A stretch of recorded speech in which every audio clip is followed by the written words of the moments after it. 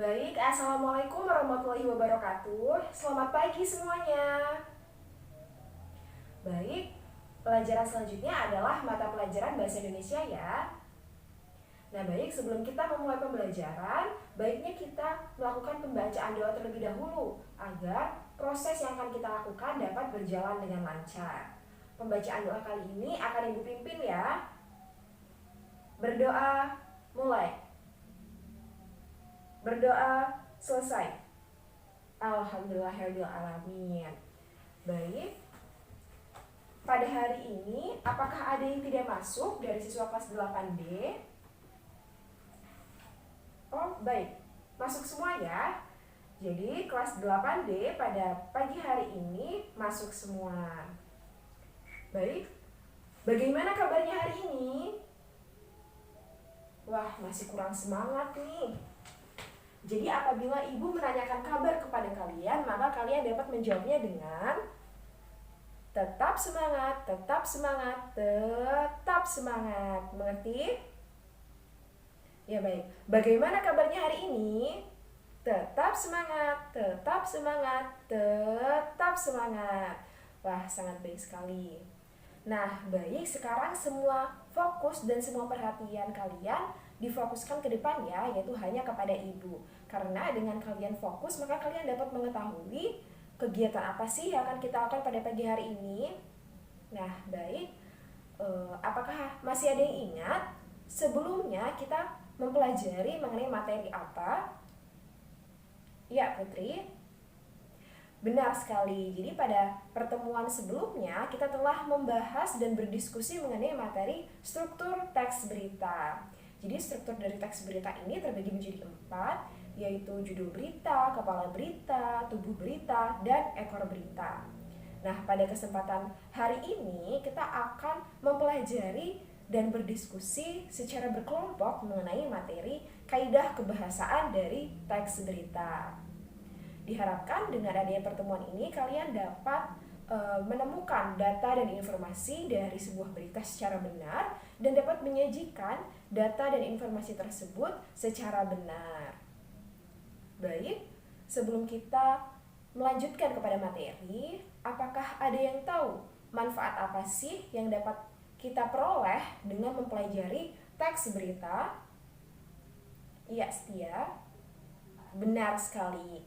Jadi benar ya apa yang dikatakan Setia, bahwa dengan mempelajari teks berita ini kita dapat mengetahui berita mana yang berita benar dan berita mana yang berita tidak benar. Kemudian masih terdapat banyak sekali manfaat yang dapat kita peroleh, seperti kita dapat berlatih bahasa Indonesia karena penggunaan bahasa dalam teks berita itu umumnya menggunakan bahasa yang baku, bahasa yang baik, serta bahasa yang benar. Kemudian kita juga dapat berlatih kemampuan menulis kita.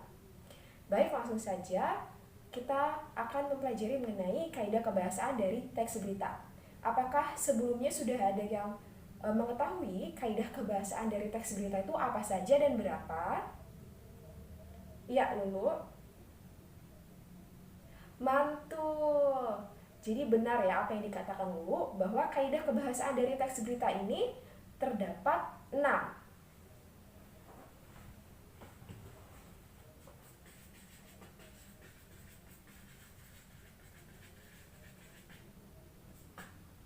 Kaidah kebahasaan yang pertama yaitu penggunaan bahasa baku.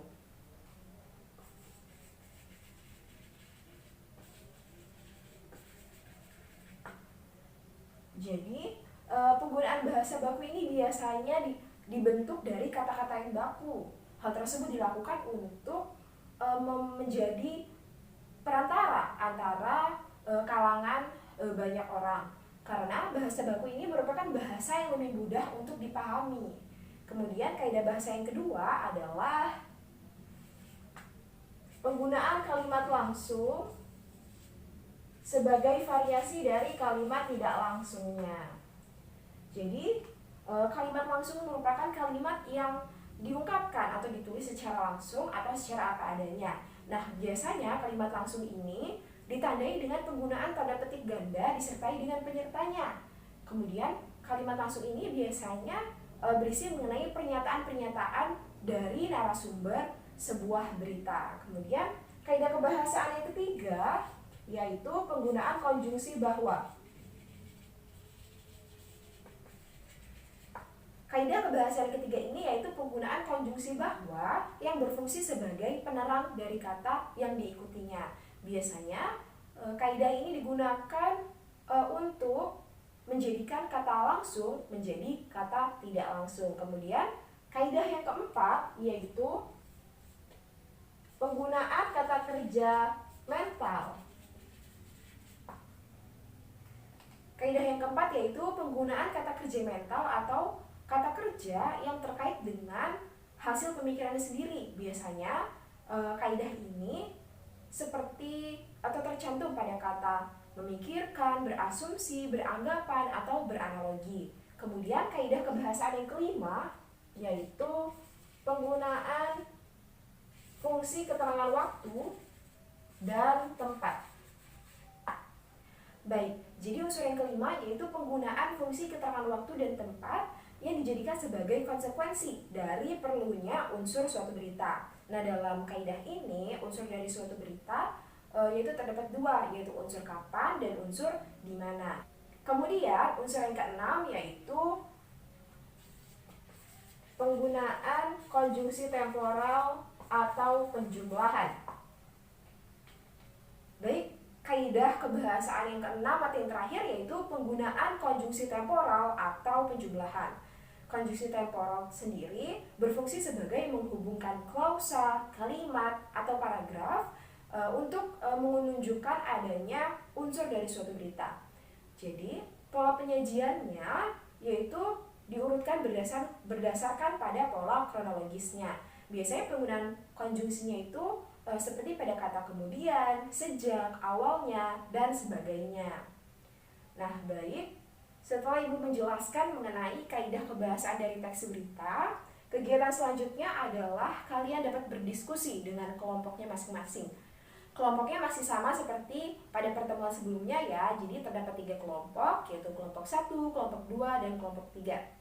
Baik, akan Ibu bagikan contoh teks berita yang telah Ibu cetak.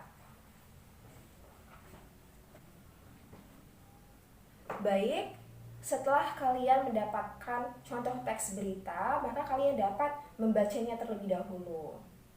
Baik, setelah kalian selesai membaca teks beritanya, kemudian kegiatan yang selanjutnya adalah kalian menganalisis atau mengidentifikasi kaidah kebahasaan apa saja yang terdapat pada teks berita tersebut. Kemudian setelah kalian menganalisis, lalu kalian menuliskannya.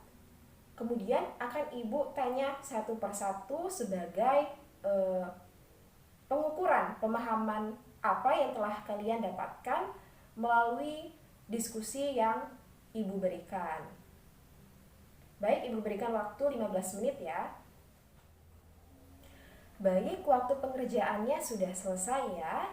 Dari kelompok 1, kelompok 2, dan kelompok 3, apakah sudah selesai mengerjakan?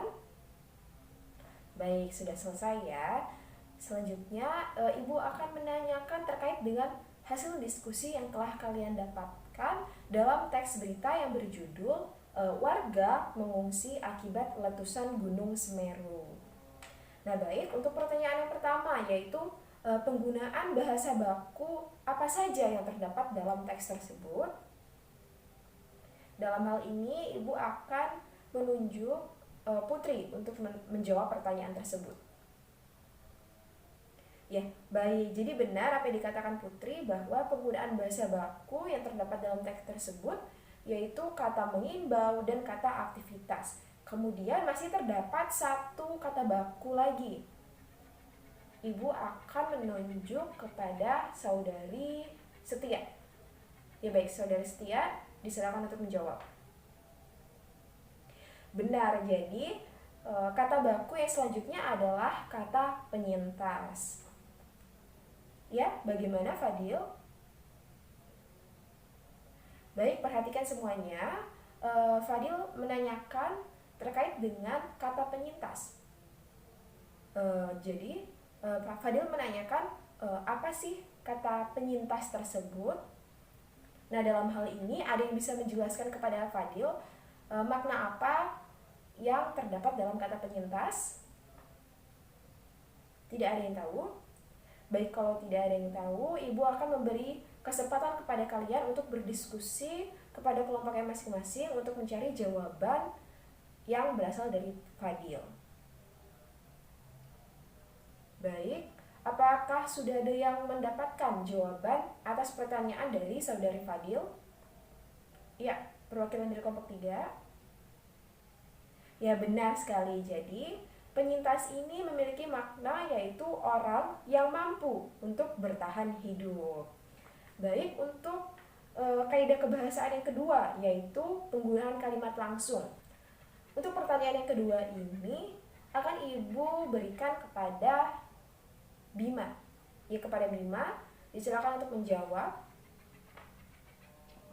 Ya baik, jadi benar ya apa yang dikatakan Bima bahwa kalimat langsung dalam teks tersebut yaitu terdapat pada paragraf kelima, yaitu Gunung Semeru terpantau mengalami 7 kali gempa dengan durasi 50 sampai 120 detik.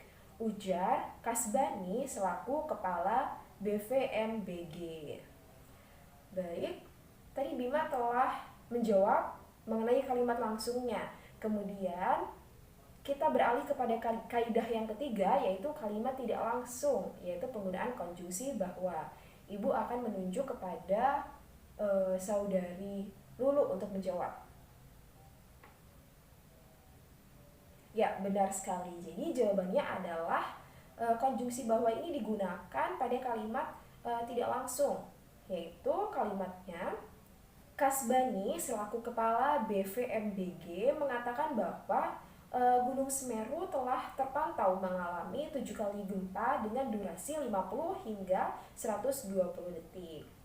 Baik, untuk pertanyaan selanjutnya yaitu kata kerja mental atau kata kerja yang berasal dari hasil pemikiran apa yang terdapat di dalam teks tersebut.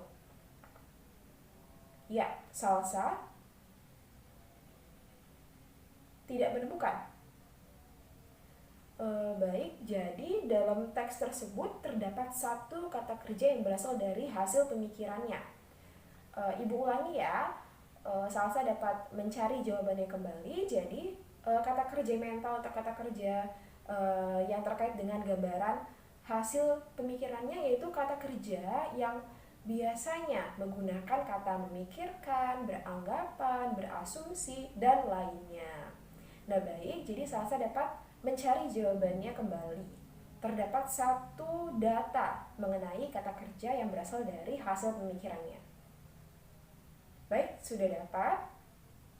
Ya, benar. Jadi, dalam teks berita tersebut, kata kerja yang berasal dari hasil pemikirannya itu terdapat pada paragraf yang ke-6, yaitu pada kalimat pihak pemerintah masih melakukan pemutakhiran data dan validasi. Baik, untuk kaidah kebahasaan yang kelima, yaitu fungsi keterangan waktu dan fungsi keterangan tempat apa yang terdapat dalam teks tersebut. Iya, Lulu. Benar, jadi fungsi keterangan waktu dan tempat yang terdapat dalam teks tersebut terdapat pada paragraf ketiga, yaitu pada kalimat data terkini pada pukul 12.00 waktu Indonesia Barat, tanggal 7 bulan 12, yaitu jumlah warga yang mengungsi mengalami peningkatan. Baik, untuk pertanyaan mengenai kaidah kebahasaan dalam teks tersebut, yaitu pertanyaan terakhir mengenai konjungsi penjumlahan atau konjungsi temporal apa yang terdapat dalam teks tersebut. Untuk pertanyaan kali ini, Ibu akan berikan kepada Cika. Ya, benar. Jadi, konjungsi temporal dalam teks tersebut terdapat pada paragraf yang ke-7, yaitu pada kalimat data korban jiwa tercatat warga yang mengalami luka-luka 56 jiwa, yang hilang 17 jiwa, kemudian yang meninggal terdapat 34 jiwa. Masih terdapat satu data mengenai konjungsi temporal dalam teks tersebut. Untuk pertanyaan kali ini, Ibu akan berikan kepada Agung. Ya, benar sekali. Jadi, konjungsi temporal yang lainnya itu terdapat pada kalimat, lalu radius dan jarak rekomendasi ini akan dievaluasi terus, yaitu yang terdapat pada paragraf ke-8. Baik, Ibu akan bertanya kembali kepada Agung. Mengapa kamu dapat menetapkan kalimat tersebut termasuk ke dalam konjungsi temporal? Ya, benar sekali. Jadi, mengapa kalimat tersebut termasuk ke dalam konjungsi temporal? Karena kalimat tersebut menggunakan konjungsi temporal berupa lalu. Kemudian, apa sih fungsi dari konjungsi temporal itu? Ya, pertanyaan ini Ibu akan tujukan kepada Alita. Benar sekali. Jadi fungsi dari konjungsi temporal ini adalah untuk menghubungkan klausa, kalimat maupun paragraf untuk menunjukkan urutan waktu yang terdapat pada hal yang diberitakan. Nah, hal tersebut itu dilakukan untuk mengetahui pola penyajian, yang pada umumnya pola penyajian dalam berita yaitu menggunakan pola kronologis atau urutan waktu. Baik, jadi pertemuan pada hari ini Ibu cukupkan ya. Jadi kaidah kebahasaan dari teks berita itu terbagi menjadi 6, yaitu penggunaan bahasa baku, penggunaan kalimat langsung, penggunaan konjungsi bahwa, penggunaan kata kerja yang berasal dari hasil pemikiran, penggunaan fungsi keterangan waktu dan keterangan tempat, serta penggunaan konjungsi temporal. Nah, baik, berdasarkan hasil diskusi dari kelompok 1, kelompok 2, dan kelompok 3, Ibu dapat menyimpulkan bahwa kalian telah memahami secara benar mengenai kaidah kebahasaan yang terdapat dalam teks berita. Baik, apakah masih semangat? Tetap semangat, tetap semangat, tetap semangat. Baik, sangat semangat sekali. Baik, untuk pertemuan selanjutnya Ibu akan menjelaskan mengenai materi tentang penyuntingan teks berita. Jadi Ibu harapkan kalian dapat menyiapkan diri dengan baik ya untuk pertemuan yang akan kita lakukan pada berikutnya.